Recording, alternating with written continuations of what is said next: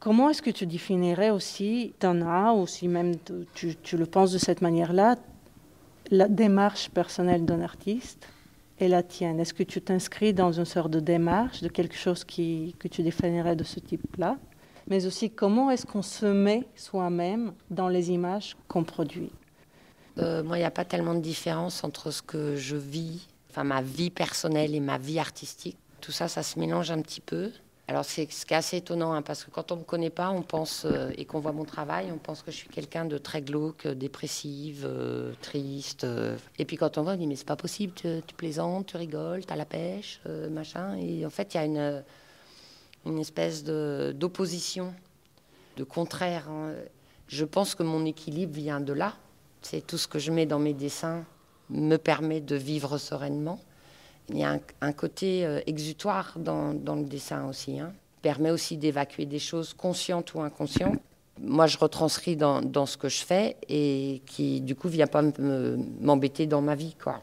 Comme moi, je fais toute une partie d'inconscient, c'est compliqué pour moi de parler d'une démarche artistique. Ce que j'ai envie, c'est de parler du corps. Ce que j'ai envie de parler, c'est de la violence, des difficultés de la vie.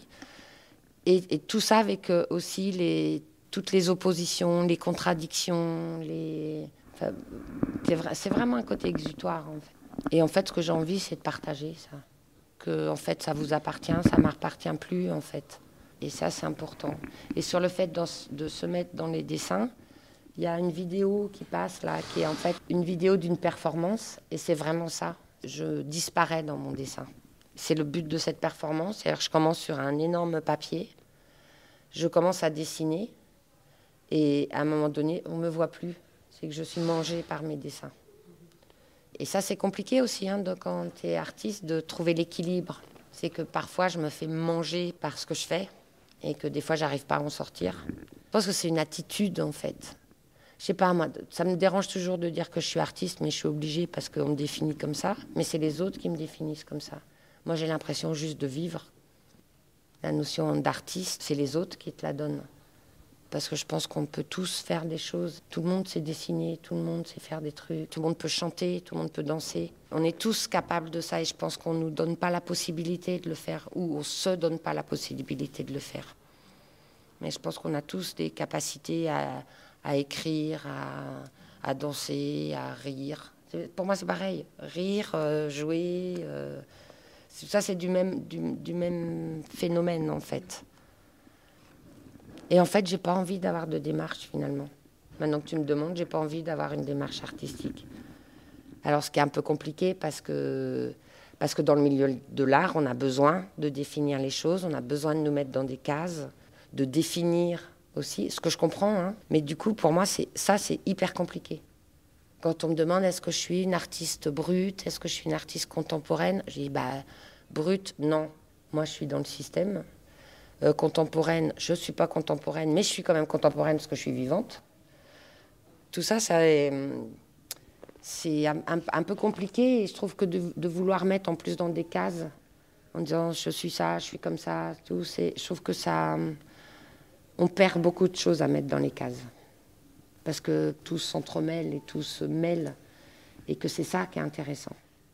Et que même le fait de dire un truc un jour et l'inverse le lendemain, c'est ça la vie aussi, quoi. On n'est pas toujours en accord. On a le droit de changer d'avis.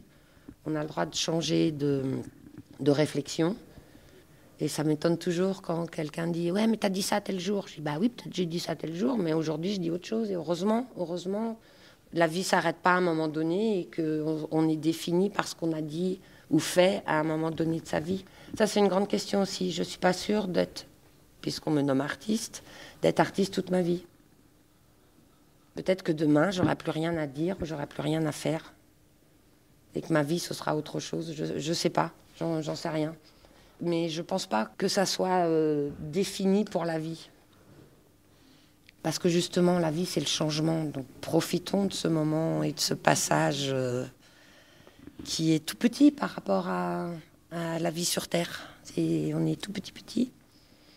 Et ça, c'est important aussi de savoir qu'on s'inscrit aussi dans un grand tout.